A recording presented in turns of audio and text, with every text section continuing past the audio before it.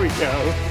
All right, fellas, we are talking about this monstrosity today. This is the Desert Tech Trek22 chassis. That's for a 1022. It's pretty neat, and we got a good build around it. I started liking it more, but we're gonna talk about that in just a second. But first, a big thank you to our sponsor, and that is Battlecat Co. Go check out their shirts, their hats, their patches, their decals. If you're pro 2A, like to hit the range, you're gonna like their designs. And then you're also supporting a small business because it's run by just one dude. So it's pretty cool. And make sure you go to the website, look for the Buddy the Elf shirt. And we all have to message and say these have to be in stock by Christmas because I'm gonna wear that thing all of December. So don't be a cotton-headed nitty muggins. Go check out battlecatco.com. Now let's talk about this thing. Obviously, this is a Bullpup chassis for a 1022. Our action is back here, and our barrel is up here. This is a 16.5-inch barrel on the inside. You still have to remember that the NFA laws cover overall length as well, and I believe that's right around 26 inches, so this is above that. So we still get the same legal overall length with a 16-inch barrel. An 18-inch barrel would come to about right here, but then if you're gonna suppress that anyway, it's gonna get long. So this is why I chose my Gemtech Mist integrally suppressed barrel to put on it, because now it is nice and quiet, but stupid small as well, because if I have a Bullpup, I have a problem just trying to keep them longer. So here's how quiet it is. Let's go into that dead stump. Actually, that stump's pretty loud, so we're gonna go further and just let you hear it. We're just gonna go long. Isn't that nice and quiet? So that is a standard ammo CCI, which is run subsonic and everything. But I thought that was a great choice to put inside this. Now, everybody's gonna wanna know what's with the trigger. How does it feel? And it's not as bad as I thought it would be.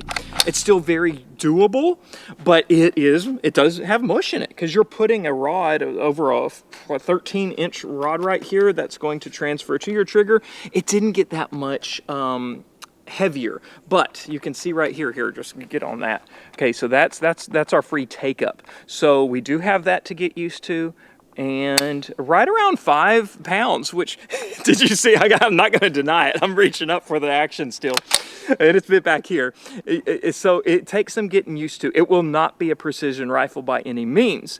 But the reason that I do like this is just for like a trail gun to throw in the back of the ATV. And the only thing that would get scratched up is your optic on top. Now, your controls are still gonna be kind of funny because you're used to a 1022 safety right here. And if your hands are already on the gun and you're like, oh, mushy trigger, but it's not breaking because it's on safety, you're gonna have to reach back here. So it's kind of like your left hand just has to remember to do everything, and your left hand will do the loading back here, and it'll be kind of like an AK, but it's right there. And then you have to remember to take your safety off from the rear. The magazine holders are cool and not too terribly hard to get out. Just depress that tab and you'll have 20 rounds in the stock. A lot of comments on the short that they saw talked about the grip and how funky it was. If you're thinking of it as like a pistol grip, yeah, it is. But if you think of it as a normal rifle grip, just like on a Remington 700 or something, it's about the same angle, and so it doesn't feel that weird. And so when I throw it up, it's really not bad. It's kind of short. As ergonomics go, I know it looks just like a weird 2x4, but to me it doesn't feel that bad. Being that the action is right next to your ear, that kind of destroys a little bit of the suppressibility, because you have that port pop going off right next to your ear. I gotta reach for my safety. And so, with this ammo, it's not that loud, but it is a little concerning. So if I'm a lefty, that bolt is going to ride my lip. I'm not gonna demo that for you guys. But if you wanna be really stealthy, all I have to do is put my mouth here like this, and then I can catch my brass. And so you want to be hitman, this is your rifle. One more thing on why you wouldn't want to use it for precision is, of course, it's just a plastic clamshell stock. And so we can see by this seam right here that this is where our Picatinny rail is. And the left side has the whole rail. And so you're not like squeezing two seams together, because at least it overlaps, but you're mounting on plastic and it's not going to be that precise. Although what was cool cool is that these two bolts here, if you've ever taken a Ruger 1022 apart, you know those bolts that hold the trigger assembly to the bolt. That is right here. These bolts go straight through that receiver. So it's kind of pretty solid, being that it does that there, as well as the bolt mounting into the trunnion itself, or whatever that you call that right here. So it is solid as well as plastic can be. It is annoying though. There's 11 bolts. I got really tired of taking those 11 bolts off, taking it apart, seeing what I can mess with, 11 bolts back together, and the same thing's gonna be true when you go to clean it. 11 bolts of nonsense, and when you have a suppressed rifle, you know it gets dirty too.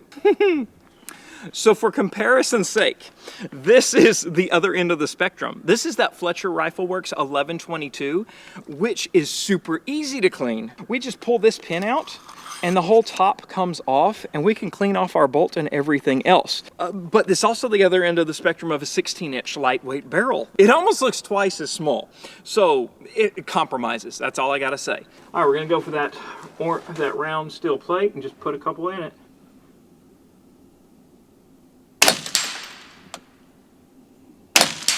All I can tell is I hit it and it's moving.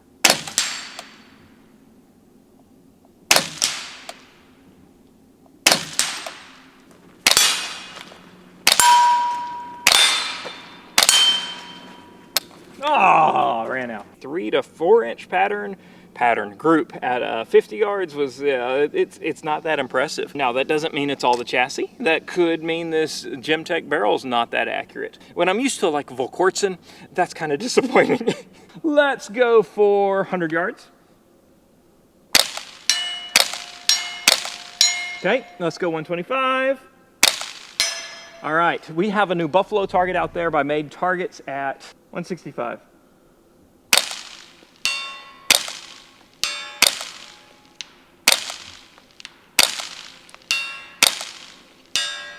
Okay, I had to give about 18 inches at 165. Let's get a new mag. So I just have to try. We have a 270-yard target out there. When we hit it really good, the little Caldwell green flashy thing will go off. I think it's about 10-foot drop with this subsonic ammo. So I'm gonna dial down my dot one dot. Reach for that safety, okay. Well, that was quick and easy enough. We'll just call it good. So if you like weird things, and especially short ones that don't push you over that NFA envelope, it is like $2.99 retail. So I think that's more than a 1022 normally costs, but it's kind of a niche thing. But if you like it, if you want it cool, I'm still gonna keep it in it because like I said, I'm just gonna throw it in the back of the ATV when I'm riding around. So thanks for watching today, guys. Leave a comment, make sure you get on the email list because subscription and notifications don't really work with YouTube. Okay, I love you, bye-bye.